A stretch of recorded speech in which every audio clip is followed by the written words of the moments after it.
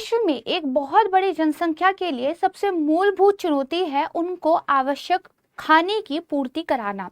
लेकिन खाद्यान्न की आपूर्ति पूरी हो इसके लिए जरूरी है कि जो पर्यावरण बदलने की वजह से चुनौतियां सामने आ रही हैं उनके समाधान तलाशे जाएं।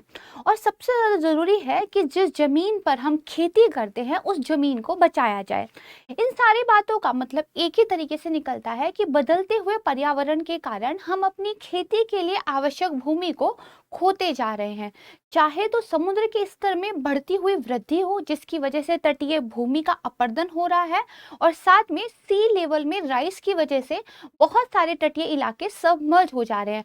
और ये समस्या मालदीव जैसे द्वीपीय देशों में ज्यादा देखने को मिल रही है। दूसरा कारण यह है क्योंकि वर्षा के पैटर्न को लेकर अब लगातार बदलाव दिखाई दे रहे हैं। इंडिया में भी अगर आप एग्जाम्पल लें तो मॉनसून काफी अनप्रेडिक्टेबल हो गया है। तो बांग्लादेश जैसे देश जहां पर 3 बड़ी नदियां हैं, वहां पर 5 से लेकर 6 महीने तक जल भराव की स्थिति रहती थी जब भी मानसून में भारी बारिश होती थी। लेकिन अब ये समस्या 5-6 महीने से बढ़कर 7-8 महीने के लिए हो गई है। अब आप मुझे एक सवाल का जवाब दीजिए, यदि भूमि में 7-8 महीने तक जल भरा रहेगा तो आप खेती कहाँ करेंगे?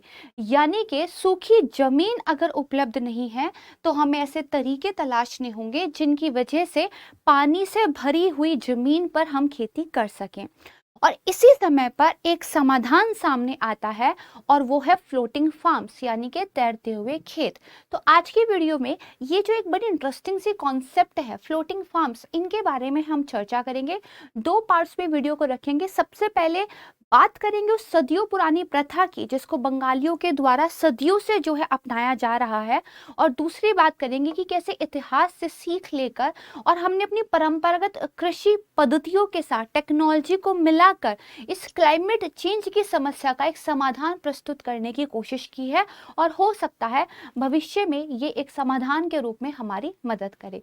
नमस्कार दोस्तों, मैं प्राची संस्कृति IAS यूट्यूब चैनल पर आप सभी का बेहद स्वागत करती हूँ। आज वीडियो स्टार्ट करने से पहले आप लोगों से रिक्वेस्ट है, अगर आप हमारे संस्कृति IAS यूट्यूब चैनल पर नए हैं तो इसको सब्सक्राइब जरूर कीजिएगा, और अगर वीडियोस आपको अच्छे लगते हैं तो उनको लाइक कीजिएगा। सर के द्वारा आवश्यक विषयों पर काफी सारे वीडियोस चैनल पर ऑलरेडी डाले गए हैं, उनको आप देख सकते हैं। तो आइए शुरुआत करते हैं आज की वीडियो की। सबसे पहले देखिए कि जो बांग्लादेश के फ्लोटिंग गार्डन्स है उनके बारे में बताया गया है कि जो फ्यूचर फार्मिंग है, भविष्य की जो एक खेती होगी, भविष्य की खेती कौन सी होगी? आज के समय में जो चुनौतियां हमें फेस करनी पड़ रही हैं उनको लेकर अडेप्टेशन के बाद हमने जो एक भविष्य की खेती तैयार की होगी उसका रास्ता दिखाते हैं बांग्लादेश के फ्लोटिंग फॉर्म्स। इसीलिए इंपॉर्टेंट है और इसीलिए हम इनको पढ़ रहे हैं। लेकिन देखिए इनकी महत्ता इस बात से भी पता चल जाती है कि इनको देखिए ग्लोबल फार्मिंग हेरिटेज का दर्जा भी मिला हुआ है। यानी कि आप कह सकते हैं कि विश्व की खेतियों के एक विरासत के रूप में जो है बांग्लादेश की इस तैरते हुए खेती को माना जाता है। यहाँ पर एक क्वेश्चन उठता है, क्या सिर्फ बांग्लादेश की खेती को ही ये दर्जा मिला हुआ है या भारत में भी इस प्रकार की कुछ प्रथाएं प्रचलित है? तो जी हाँ, भारत में भी प्रचलित है, और भारत के यहाँ भी 3 ऐसी खेतियां हैं जिनको जो है इस तरह का दर्जा मिला हुआ है। वीडियो के एंड में मैं उनके बारे में बताऊंगी, लेकिन अगर उससे पहले आप इनका नाम जानते हैं तो कमेंट सेक्शन में कमेंट करके जरूर बताइएगा कि भारत की कौन सी वो 3 खेती प्रणाली हैं जिनको जो है ग्लोबल एग्रीकल्चर हेरिटेज के रूप में मान्यता मिली हुई है। तो सबसे पहले तो बात करते हैं समस्या की। जब थोड़ा सा डाटा के साथ आप समस्या को समझेंगे तो उसके सॉल्यूशन को बेटर जो है आप कनेक्ट कर पाएंगे। देखिए विश्व की जनसंख्या अगर 2010 की बात करें तो 6.9 जो बिलियन था उतनी थी, और अगर अब हम 2030 में जाके देखें तो 2030 में ये 8.3 बिलियन होने वाली है, और 2050 में अगर आप चले जाएंगे तो 9.1 बिलियन हो जाने का अनुमान है। इतने ज्यादा लोग अगर होंगे तो इतने ज्यादा लोगों के लिए आवश्यक भोजन उपलब्ध कराना सबसे बड़ी चुनौती है, राइट। इसके बाद देखिए 2030 तक फिर खाद्य की मांग में 50% तक वृद्धि होगी, और 2050 तक 70% की वृद्धि होगी।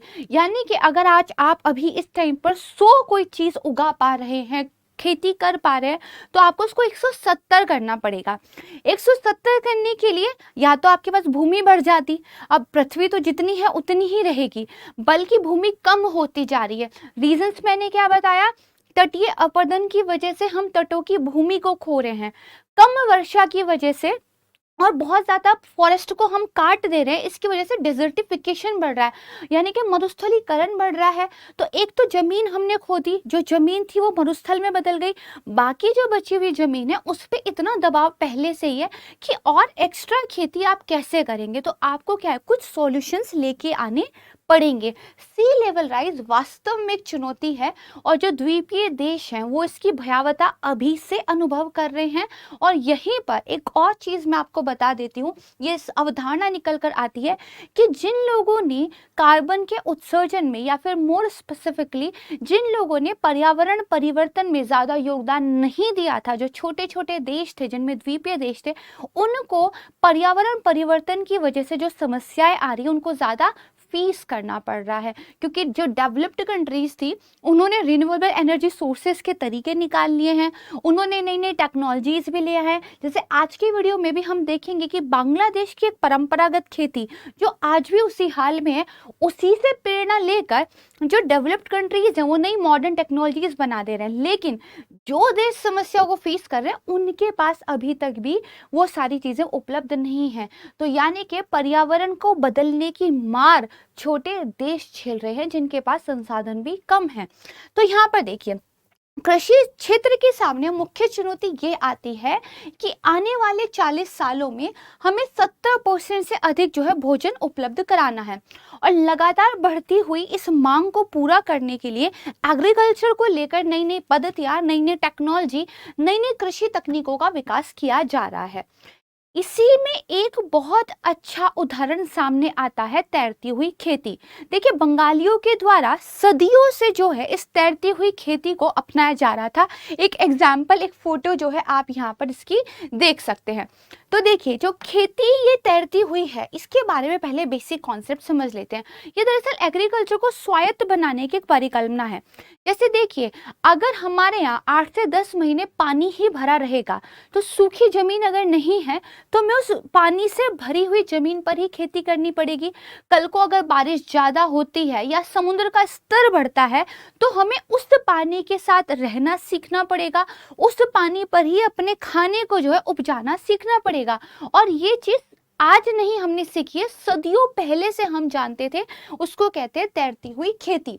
इसमें देखिए क्या होता है कि जो संरचनाएं, जो स्ट्रक्चर्स बनाए जाते हैं उनके ऊपर जब हम खेती करते हैं उनको समुद्र के बढ़ते स्तर के अनुकूल रखा जाता है और बाढ़ के मुद्दों से बचने का जो है हमें एक समाधान उससे मिलता है।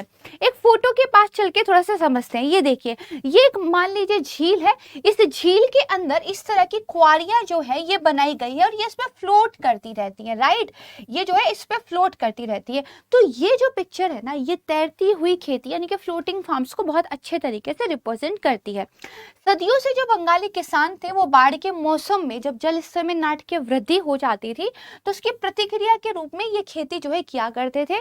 आज से 5-6 साल पहले बांग्लादेश में लगभग 4,500 जो किसान थे वो इस तरह की खेती कर रहे थे।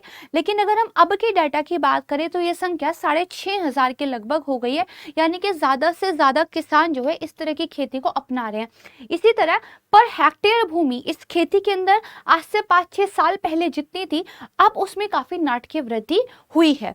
तो यहाँ पे देखिए किसान करते क्या है, बांस और जो जलकुंभी होती है, वाटर हाइनास होता है, उनको लेकर बेसिकली एक स्ट्रक्चर जो है यहाँ पर तैयार करते हैं, राइट। यहाँ पर देखिए क्या है कि बांस और जलकुंभी की कई परतों का उपयोग करके जो झील है और जो नदियां हैं उन पे क्वारियों का निर्माण करते हैं। जब एक बार क्वारी का स्ट्रक्चर बन जाता है बांस से, जलकुंभी, वाटर हाइना से, तो उसके ऊपर जो अर्ध विघटित पौधे वगैरह होते हैं, ठीक है, अर्धविकसित जो जलीय पौधे होते हैं उनको भर के एक पूरा प्लेटफॉर्म तैयार करते हैं। जब वो प्लेटफॉर्म प्रिपेयर हो जाता है फिर उसमें जो है बीज रोप दिए जाते हैं एंड देन वो बीज जो है आपको फसलों के रूप में देखिए इस तरीके से चीजें देते हैं। यहाँ पे हाइड्रोफोनिक्स भी आप यूज करते हैं। हाइड्रोफोनिक्स क्या होता है मैं वीडियो में आपको आगे बताऊंगी। तो यहाँ पे देखिए इसके किसान ने काफी अच्छे तरीके से एक फसल जो है उपजाई है। अब देखिए, ये जो तैरते रहते हैं, अब ऐसा तो नहीं है इनको खुला छोड़ दिया जाएगा पानी में, पता चला बांग्लादेश के थे तैर कर जो है भारत में पहुंच गए, तो कल को हम खेतों के लिए लड़ेंगे। तो इसके लिए क्या करते हैं कि ये जो क्वारियां होती हैं, जो बेड है एक तरीके से, इनको झील के किनारों से बांध दिया जाता है। तो फिर क्या है, एक आप कह सकते हैं कि बहने का जो एक संकट था उसको रोक दिया जाता है। और जो मौजूदा भूमि आधारित कृषि प्रथाएं हैं, जो अभी हम जमीन पर खेती करते हैं, उसकी तुलना में उत्पादन की दरों में भी कई गुना वृद्धि जो है यहाँ पर देखी गई है। यानी कि ये जो एग्रीकल्चर है ना सिर्फ आपको क्लाइमेट के प्रति सॉल्यूशन देती है, बल्कि आपकी प्रोडक्टिविटी में इंक्रीमेंट भी देती है। अब एक चीज देखिए, सबसे पहले गौर से देखिए इस पिक्चर को, ठीक है। अब यहाँ से हम कहाँ पहुंच गए, इस पिक्चर पे पहुंच गए। नो, ये कोई होटल की पिक्चर नहीं है, एक्चुअली में ये भी एक आप कह सकते हैं एग्रीकल्चर फार्म की ही पिक्चर है। बांग्लादेश की उस परंपरागत कृषि प्रथा से इंस्पायर होते हुए एक फर्म ने बेसिकली टेक्नोलॉजी के साथ मिलाकर एक नया सॉल्यूशन पेश कर दिया है। बार्सिलोना स्थित एक फर्म थी, उसने एक बहुस्तरीय कृषि फार्म जो है इस पर बनाया है। इस फार्म में क्या होता है, 3 स्ट्रक्चर होते हैं, राइट।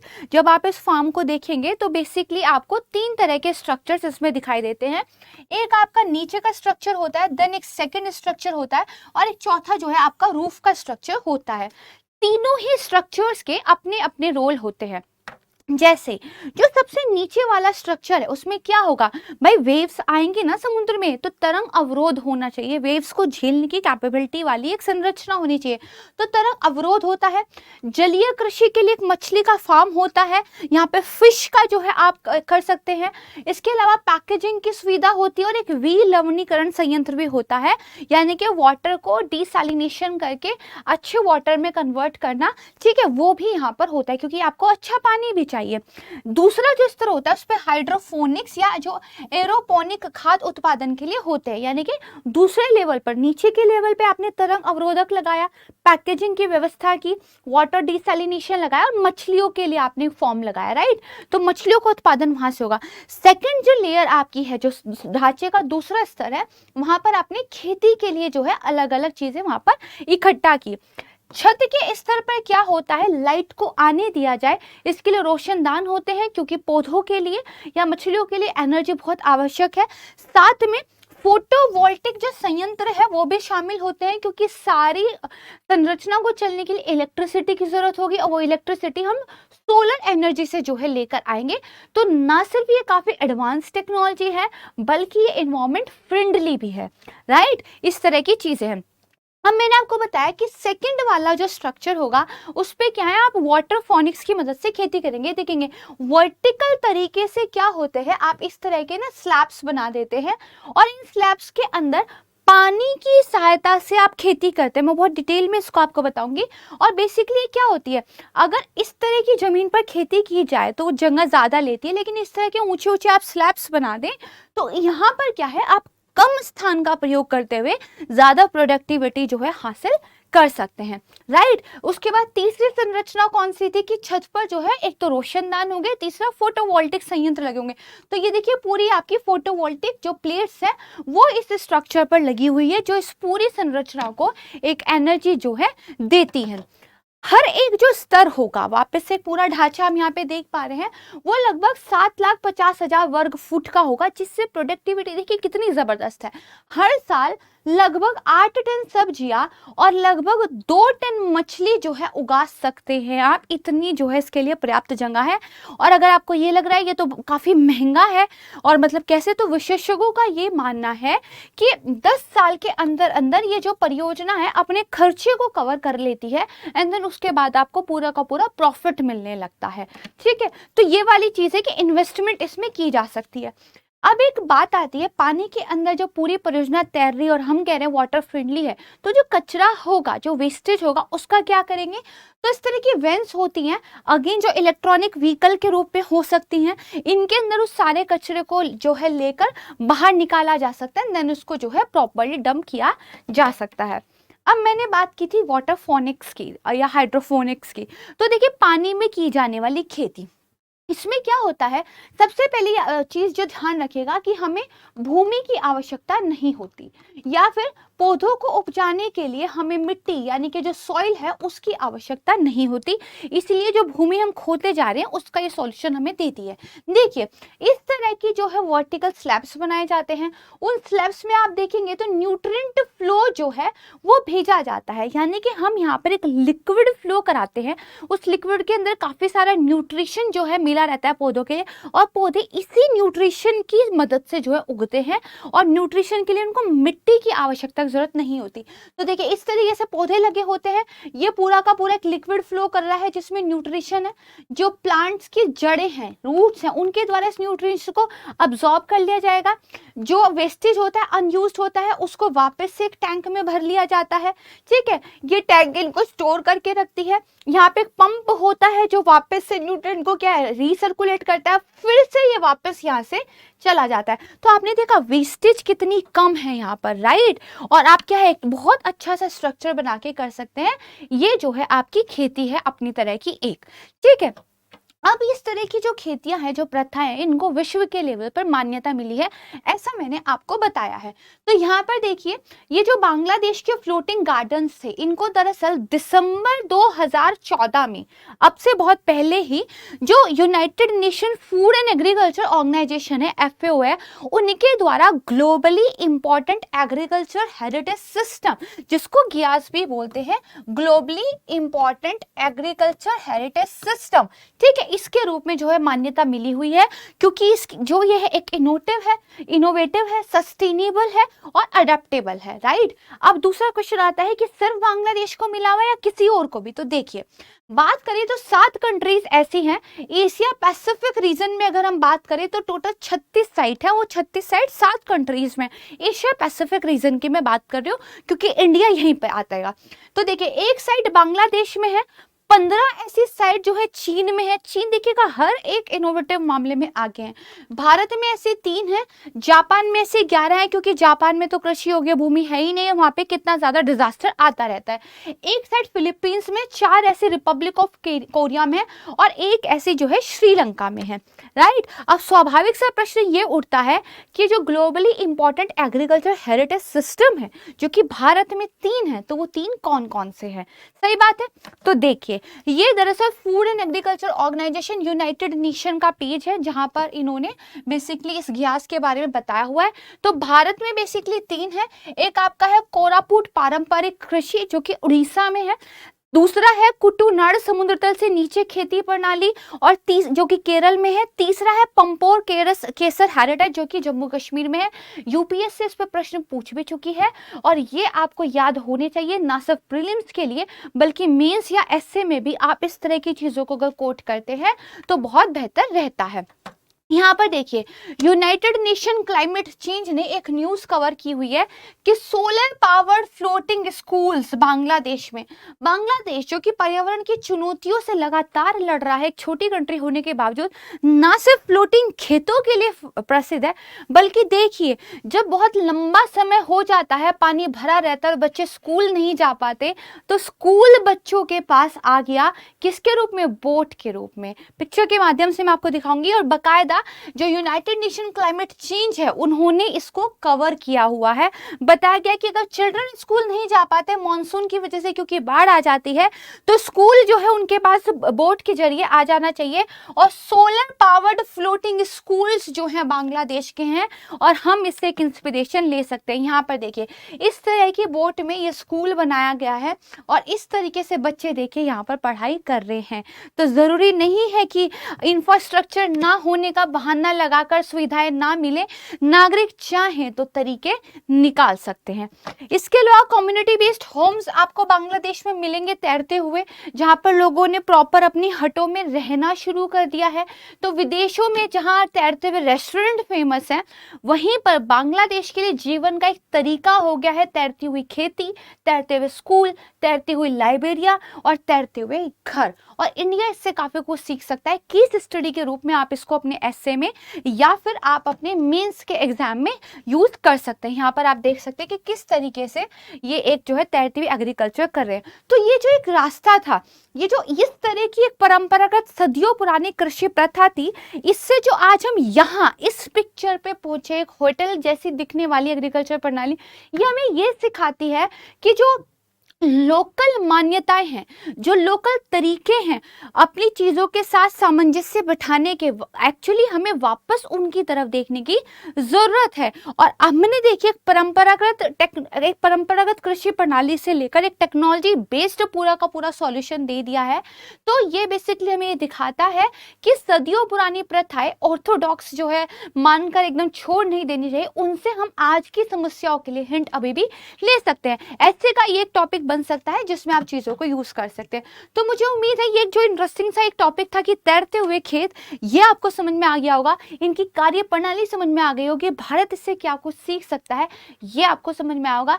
साथ ही अगर कभी भी इस तरह का ऐसे या प्रश्न आता है कि बदलते हुए दौर में टेक्नोलॉजी के अलावा जो हमारी परंपरागत प्रथाएं हैं उनसे भी हम बहुत कुछ सीख सकते हैं, तो this is one of the best case study which you can use in your answer, right. चलिए यहाँ पर मैं आपसे विदा लेती हूँ, बहुत जल्द मिलूंगी एक नई वीडियो के साथ। तब तक के लिए नमस्कार, धन्यवाद, जय हिंद।